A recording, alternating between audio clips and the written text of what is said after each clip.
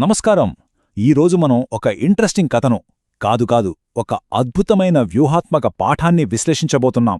అదే తెలివైన కుందేలు, మూర్ఖపు సింహం. చిన్నప్పుడు విన్న కథే కథను తీసిపారేయకండి. ఈ కథను కాస్త లోతుగా పరిశీలిస్తే కేవలం కండబలం ఉంటే సరిపోదని, సరైన వ్యూహం, తెలివితేటలు ఉంటే ఎంతటి కష్టాన్నైనా ఎలా జయించవచ్చో చాలా స్పష్టంగా అర్థమవుతుంది. సో లేట్ చేయకుండా ఈ మైండ్ గేమ్ ఎలా జరిగిందో డీకోడ్ చేద్దాం. అసలు అడవిలో అతి చిన్న ప్రాణి ఆ మహాక్రూరమృగాన్ని ఎలా ఓడించిందబ్బా అని మీరెప్పుడైనా ఆలోచించారా? ఇక్కడ మ్యాజిక్ ఏమీ లేదు. ఒక చిన్న ప్రాణి తనకంటే 100 రెట్లు పెద్దదైన క్రూరమైన శత్రువును ఎదుర్కోవాల్సి వచ్చినప్పుడు ఆయుధాల కంటే మెదడు ఎలా పదునుగా పనిచేస్తుందనడానికి ఇదొక బెస్ట్ ఎగ్జాంపుల్. శారీరక బలానికి, మేధోబలానికి మధ్య జరిగిన ఈ ఫైట్లో అసలు ఏం జరిగిందో ఇప్పుడు చూద్దాం. ఒకప్పుడు ఎంతో ప్రశాంతంగా పచ్చగా ఉండే అడవి అది. జంతువులన్నీ ఎంతో హ్యాపీగా, స్వేచ్ఛగా బతికేవి. కాని సడన్గా ఒక పెద్ద ముప్పు వచ్చిపడింది. అప్పటివరకు ఉన్న ఆ ప్రశాంతతంతా ఒక్కసారిగా గాల్లో కలిసిపోయి ఆ ప్లేసులో ఊహించని భయం మొదలైంది. అసలా భయానికి కారణమేంటో తెలుసా? ఆ ముప్పు మరేదో కాదు, ఒక భయంకరమైన సింహం. అది అడవిలోకి ఎంట్రీ ఇవ్వగానే రూల్సన్నీ మారిపోయాయి. ఇష్టమొచ్చినట్లు వేటాడటం, రోజూ ఒకటే టెన్షన్. జంతువులన్నీ ప్రాణాలు అరచేతిలో పెట్టుకుని బతకాల్సిన పరిస్థితి. ఈ విపరీతమైన వేట ఇలాగే కంటిన్యూ అయితే ఇక అడవిలో జీవజాలం మొత్తం అంతరించిపోయే ప్రమాదమేర్పడింది.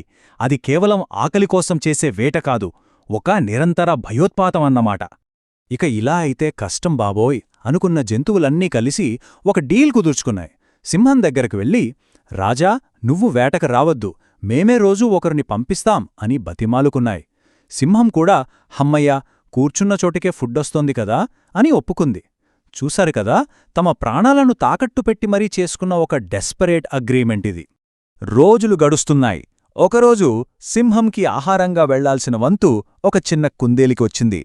ఇక్కడ ఈ రెండిటి మధ్య ఉన్న కాంట్రాస్ట్ చూడండి. ఒకవైపు కొండంత సింహం, ఫుల్ ఫిజికల్ పవర్, ఎప్పుడూ రగిలిపోయే కోపం, నేనే తోపు అనే అహంకారం. ఇంకోవైపు పిడికిడంత కుందేలు, కాని బుర్రమాత్రం చాలా షార్ప్, పైగా అద్భుతమైన స్ట్రాటజిక్ థింకింగ్. ఇది ఖచ్చితంగా ఒక అన్ఫేర్ మ్యాచ్ లానే కనిపిస్తోంది కదూ. కాని ఈ మైనస్సే కుందేలికి ఎలా ప్లస్ అయిందో చూద్దాం. సరిగ్గా కుందేలు వంతు రాగానే సీన్ మారిపోయింది. అప్పటివరకు అందరిలా నిశ్శబ్దంగా చావడానికి వెళ్లడం దానికస్సలిష్టం లేదు. ఈ సింహం వల్ల అందరూ బలి అయిపోతున్నారు, దీన్ని ఎలాగైనా బురిడీ కొట్టించి అడవిని కాపాడాల్సిందే అని గట్టిగా ఫిక్స్ అయిపోయింది. ఇక్కడే ప్యాసివ్గా భరించడమనే స్టేజ్ నుండి స్ట్రాటజిక్గా ఎదురుతిరగడమనే దశకు అడవి చరిత్రం మలుపు తిరిగింది. మరి ఆ పెద్ద సింహాన్ని ఢీకొట్టడం ఎలా? దానికి మన కుందేలు వేసిన మాస్టర్ ప్లాన్లో 3 ఇంపార్టెంట్ స్టెప్స్ ఉన్నాయి.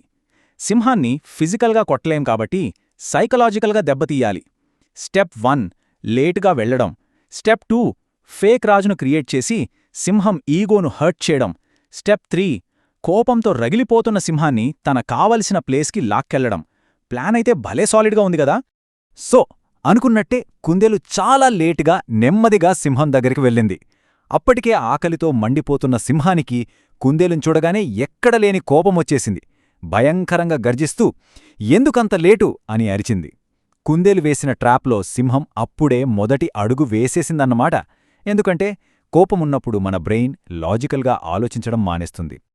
ఇక్కడ మన కుందేలు బ్రహ్మాండంగా యాక్టింగ్ మొదలుపెట్టింది. భయంతో వణుకుతున్నట్లు నటిస్తూ, రాజా, నేను త్వరగానే వస్తున్నాను, కాని దారిలో నన్ను ఇంకో సింహం ఆపింది, పైగా తనే ఈ అడవికి రాజునని అంటోంది అని ఒక అదిరిపోయే అబద్ధం ఆడేసింది. ఇక్కడ కుందేలు చాలా తెలివిగా సింహం ఆకలిని డైవర్ట్ చేసి దాని ఆధిపత్యం మీద దెబ్బ కొట్టింది. ఇంకేముంది, కుందేలు ఆశించినట్లే సింహం ఈగో దారుణంగా హర్ట్ అయిపోయింది. ఏంటి, నా అడవిలో ఇంకో సింహమా? ఎక్కడుందో వెంటనే చూపించు అని ఊగిపోయింది. ఆ క్షణంలో సింహానికి కుందేలును తినాలనే ఆకలి కంటే తన్ను ఛాలెంజ్ చేసిన ఆ రెండవ సింహాన్ని వేసేయాలనే కసి ఎక్కువైపోయింది. కుందేలు పన్నిన సైకలాజికల్ ట్రాప్లో సింహం పూర్తిగా లాక్ అయిపోయింది. సరిగ్గా అప్పుడే కుందేలు తన అసలు గేమ్ స్టార్ట్ చేసింది. ఆవేశంతో రగిలిపోతున్న ఆ సింహాన్ని నేరుగా అడవిలో ఉన్న ఒక పాత, లోతైన బావి దగ్గరికి తీసుకెళ్ళింది. రాజా, ఆ కొత్త సింహం ఈ బావిలోనే ఉంది అని చెప్పింది. అది కేవలం ఒక నీటిగుంట కాదు, సింహం కోసం కుందేలు అత్యంత జాగ్రత్తగా ఎంచుకున్న డెత్ ట్రాప్. ఇప్పుడిక్కడ సైన్స్ ఎలా హెల్ప్ చేసిందో చూడండి. బావిలోకి తొంగి చూసిన సింహానికి నీళ్లల్లో తన ముఖమే కనిపించింది. దీన్నే మనం రిఫ్లెక్షన్ లేదా ప్రతిబింబం అంటాం. కాని కోపంలో బుర్ర పనిచేయక అది నిజంగానే ఇంకో సింహమని, తన శత్రువే అని ఆ మూర్ఖపు సింహం భ్రమపడింది.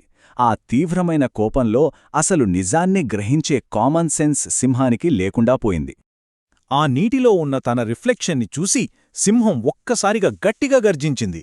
వెంటనే ఆ లోతైన బావిలో నుండి సౌండ్ వేవ్స్ బౌన్స్ బ్యాక్ అయ్యి ఒక పెద్ద ప్రతిధ్వని, అదేనండి ఎకో, వినిపించింది. దెబ్బతో సింహం బ్రెయిన్ పూర్తిగా బ్లాక్ అయిపోయింది. ఓహో, నా శత్రువు కూడా నామీద అరుస్తున్నాడా అని ఫిక్స్ అయిపోయింది.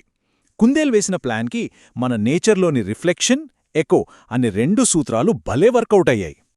ఇక అంతే, ఆలోచన లేదు, ఏమీ లేదు, అవధులు లేని అహంకారం, కంట్రోల్ లేని కోపంతో ఆ బావిలోకి దూకేసింది సింహం. బావి చాలా లోతుగా ఉండటంతో బయటకు రాలేక నీళ్లలో మునిగి ప్రాణాలు విడిచింది. తన మూర్ఖత్వానికి తానే తవ్వుకున్న గోతిలో పడిపోయింది.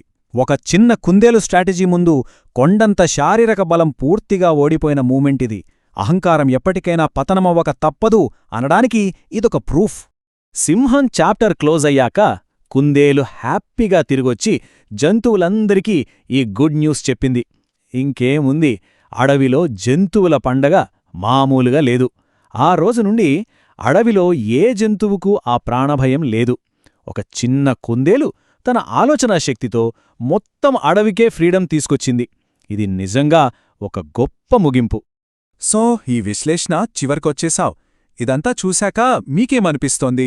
అసలైన బలమంటే కండల్లోనో భయపెట్టే రూపంలోనో ఉంటుందా, లేక కూల్గా ఆలోచించే బుర్రలో ఉంటుందా? క్లిష్ట పరిస్థితుల్లో ప్రశాంతంగా ఆలోచించే మనసు, పర్ఫెక్ట్ వ్యూహాలు రచించగల మెదడు ఎప్పటికీ ఆయుధాల కంటే బలమైనవి.